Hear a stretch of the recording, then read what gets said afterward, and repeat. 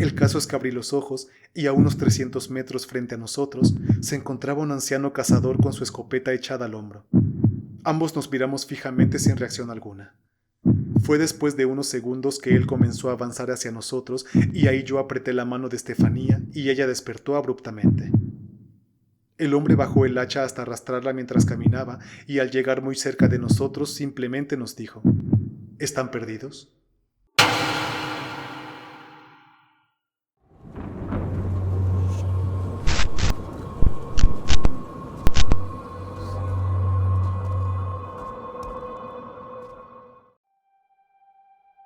Reanudamos por enésima vez nuestro andar y después de un tiempo relativamente corto, Andrés nos pidió un momento para poder ir al baño.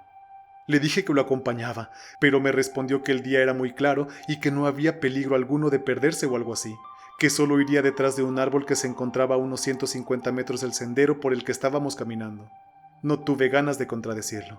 De hecho, me preocupaba un poco Estefanía, quien parecía ya a esas alturas moverse por mero impulso, como si ya no le importara qué sucediera ese día, como si ya le diera igual todo. Solo la miré en silencio, y fue ahí donde ambos escuchamos un grito seco. Sí, era Andrés. Quizás suene ridículo, pero Estefanía como yo ya no nos impresionamos como tal. Solo acudimos al árbol a donde había ido nuestro amigo. Lo encontramos en el suelo con los ojos abiertos, la boca desencajada. Intenté reanimarlo, pero su corazón había dejado de latir. Aquello era nuevo. Él no había desaparecido. Solo inexplicablemente al parecer había sufrido un paro cardíaco por alguna impresión o quién sabe por qué. Realmente a mí tampoco me importó mucho la razón ya a esas alturas. Eso sí, aclaro que aún me quedaba un poco de humanidad y quise sugerir a Estefanía al menos darle una breve despedida. Ella nos estaba dando la espalda tanto a mí como al cuerpo inerte de Andrés. Probablemente no quería ver más tragedia. Tal vez solo quiso mirar hacia otro lado o quizás simplemente estaba harta de todo aquello. Y no la culpo, porque yo sí lo estaba. Sin embargo, aún hice un último intento.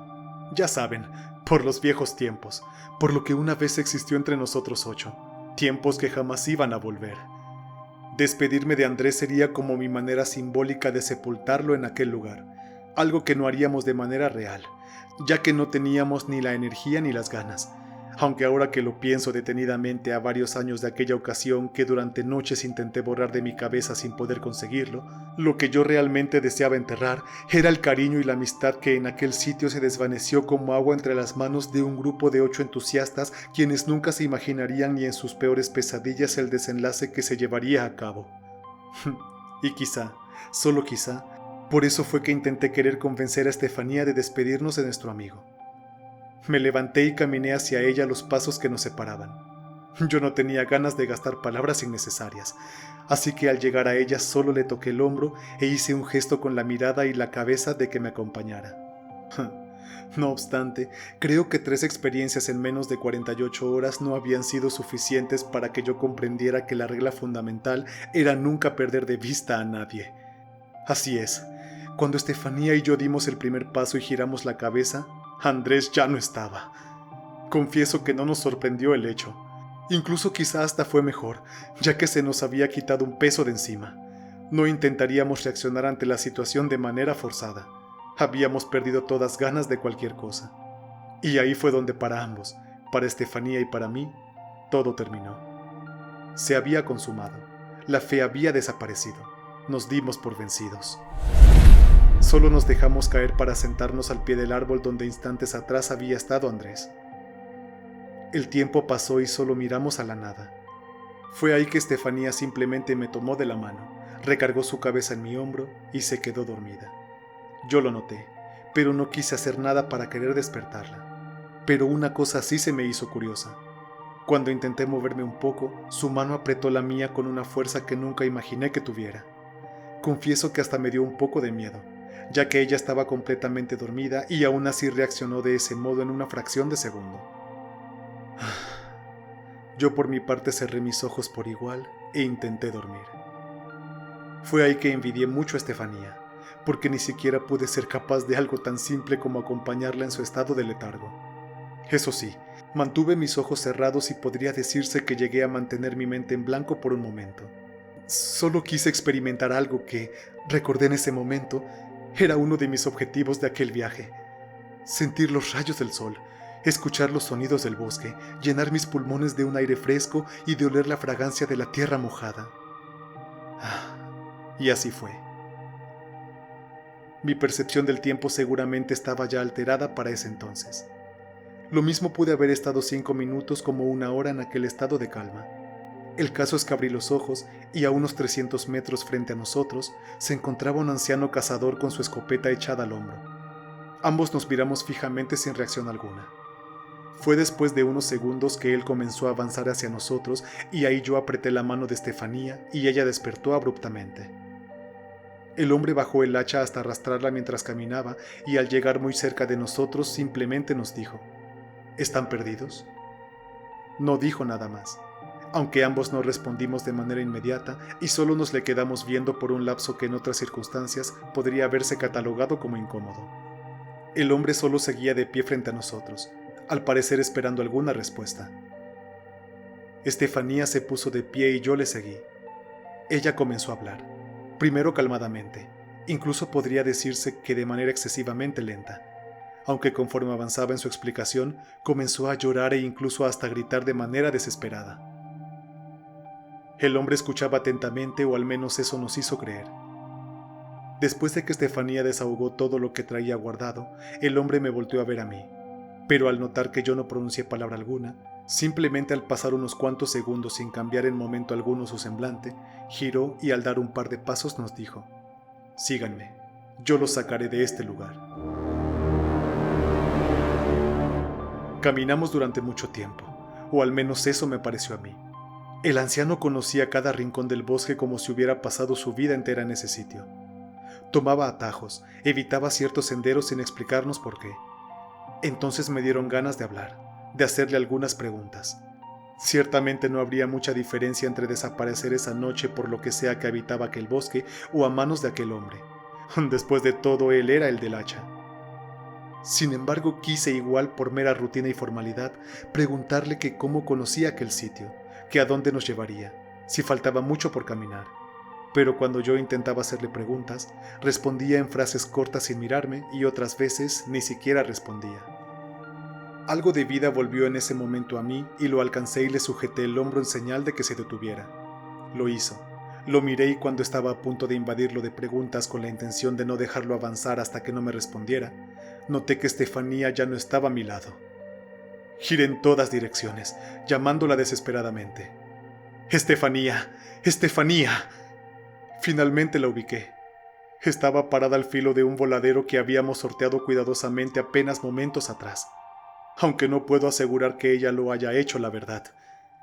Yo me ofusqué en mirar a aquel hombre, a no perderle la vista porque algo dentro de mí me decía que tanta buena suerte no podía aparecer simplemente porque sí, que quizá no quería ayudarnos y realmente quería hacernos algo, o que en todo caso que si nos ayudaría sería a un precio muy alto. Y sí, el precio fue muy alto. Antes de siquiera pensar en dar un paso para ir por ella, Estefanía solamente me sonrió dulcemente. Me hizo un gesto con la mano en señal de despedida y sin más ni más, se dejó caer de espaldas. Yo me quedé helado. Lo sabía. Sabía que era demasiado bueno para ser cierto. Solo eso me faltaba, ser sometido a la peor de las torturas, la de la esperanza. Ingenuamente creí que al menos ambos saldríamos con vida. Por eso me obsesioné tanto con vigilar al viejo, por protegerla a ella, porque muy dentro de mí no quería irme con las manos vacías, o sufrir el mismo destino ambos, o lo que es peor, ser el único sobreviviente y no tener con quién repartir el peso de todas las pérdidas en aquel fatídico bosque. Aún seguía en estado de shock cuando oí unos pasos. Era el anciano que comenzó a caminar y, como siempre, sin mirarme y sin emoción alguna, simplemente dijo: «Se la llevó. Es mejor que no mires atrás». Junté todo mi odio, mi coraje y mi sed de venganza, y lo único en lo que pensé era en descargar todo eso con aquel hombre. Cuando estuve a punto de correr hacia él, casi como sabiendo lo que yo pensaba hacer sin necesidad de haber visto nada, me dijo las únicas palabras que podrían cambiar mi estado en un 2x3. «Hemos llegado. Tu salvación está tras aquella curva». Y entonces brotó de mí mi lado más egoísta e individual. El ánimo me cambió y comencé a avanzar con los ojos completamente abiertos, como si lo que había sucedido apenas minutos atrás no me importara en lo absoluto. Alcancé al hombre que no había detenido la marcha y tal como dijo, tras una curva algo pronunciada, había un río pequeño y un puente rústico que conectaba con la otra orilla donde a la distancia se hallaba una cabaña con un par de hombres platicando. Por cómo estaban vestidos, supe que era la oficina de guardabosques de aquel lugar.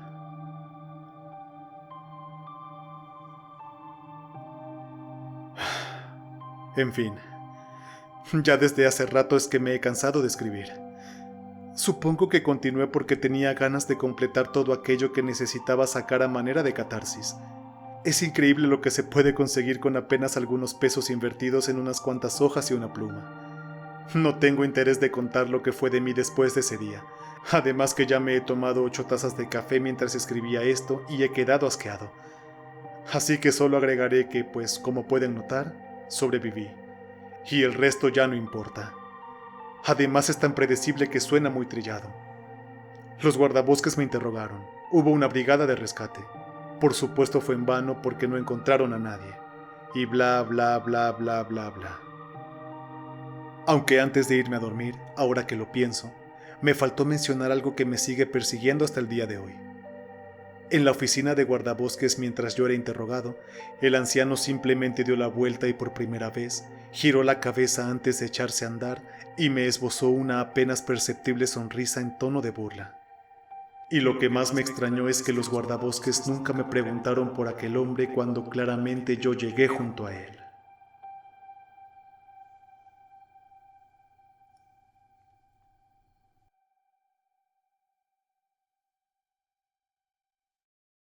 Yo soy la guardiana de las sombras. Y yo el narrador fantasma. Te invitamos a suscribirte y a que mires estos otros videos. No olvides activar la campana para no perderte ninguno de nuestros relatos. Y si te ha gustado, comparte con tus amigos. Esperamos que tus noches sean un viaje a lo desconocido y tus sueños un eco de nuestras historias.